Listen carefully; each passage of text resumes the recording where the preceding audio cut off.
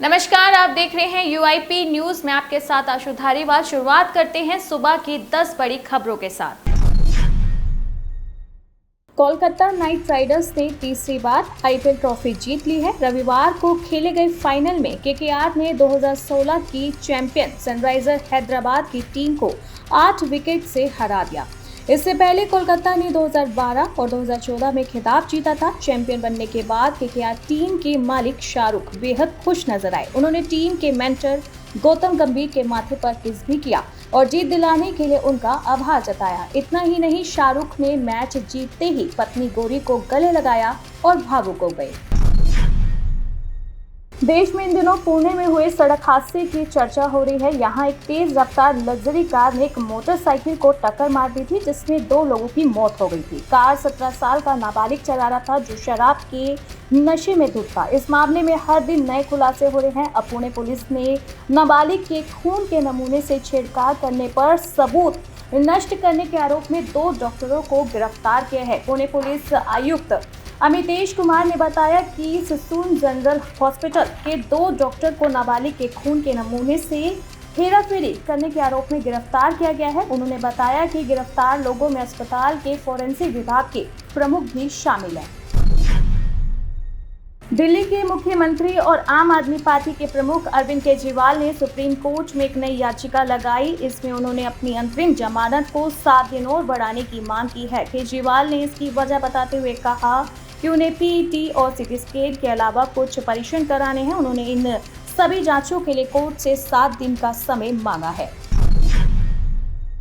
भारी बारिश से कलकत्ता में बाढ़ के हालात, राहत बचाव कार्य का जायजा लेने सड़कों पर उतरे राज्यपाल। बंगाल की खाड़ी में उठा चक्रवात रेमल बंगाल तट से टकरा चुका है। इसके प्रभाव से कई इलाकों में बारिश हुई है। 135 किलोमीटर प्रति घंटे की रफ्तार से हवाएं चली। ये तूफान रविवार की रात 8:30 बजे बांग्लादेश में मोंगल के दक्षिण पश्चिमी के पास सागर द्वीप व खपुरा के बीच आया। मूसलाधार बारिश के कारण घरों और खेतों में पानी भर गया। कोलकाता में कई इलाकों में जलभराव की स्थिति उत्पन्न हो चुकी है। तूफान से पूरे बंगाल और उत्तर पूर्व राज्यों में आपदा प्रबंधन अधिकारी और सुरक्षा बलों को हाई अलर्ट पर रख दिया गया है। बंगाल के राज्यपाल सीवी आनंद बोस ने राजभवन के टास्क फोर्स के साथ क्षतिग्रस्त क्षेत्रों का दौरा करना भी शुरू कर दिया है।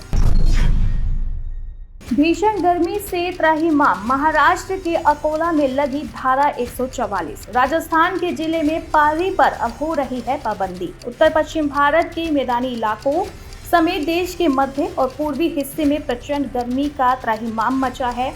नौतपा में देश का आधा हिस्सा तप रहा है। राजस्थान के फलोदी में शनिवार को पारा 50 डिग्री सेल्सियस तक पहुंचा। प्रदेश के अन्य स्थानों पर और दूसरे राज्यों के अधिकतर क्षेत्रों में पारा 45 से 48 डिग्री के बीच बना हुआ है। इसको देखते हुए राजस्थान में रेड अलर्ट जारी कर दिया गया है।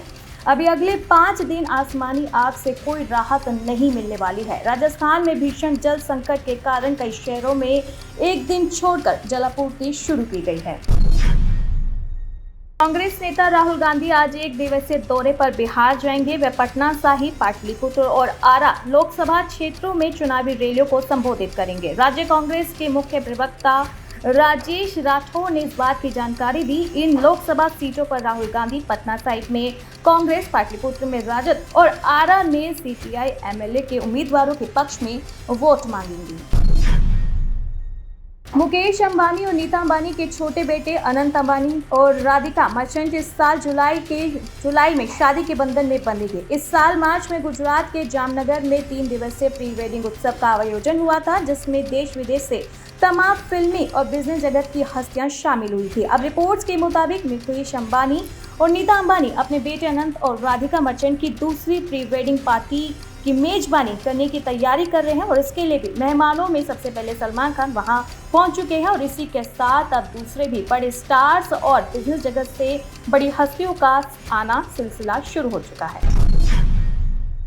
शेयर बाजार में बढ़त बरकरार है। सेंसेक्स निफ्टी ने फिर बनाया एक नया हाई रिकॉर्ड। पिछले हफ्ते से भारतीय शेयर बाजार में बढ़त जारी है। आज यानी 27 मई को शेयर बाजार का दोनों बेंचमार्क इंडेक्स सेंसेक्स निफ्टी शानदार तेजी के साथ हरे निशान पर खुला, जिसके बाद सेंसेक्स निफ्टी में तेजी का सिलसिला बना हुआ है। आज बीएसई सेंसेक्स 200 अंकों से अधिक के उछाल के साथ 75 करोड़ के लेवल पर और निफ्टी करीब 80 अंकों की तेजी के साथ 23 करोड़ के लेवल पर खुल चुका है।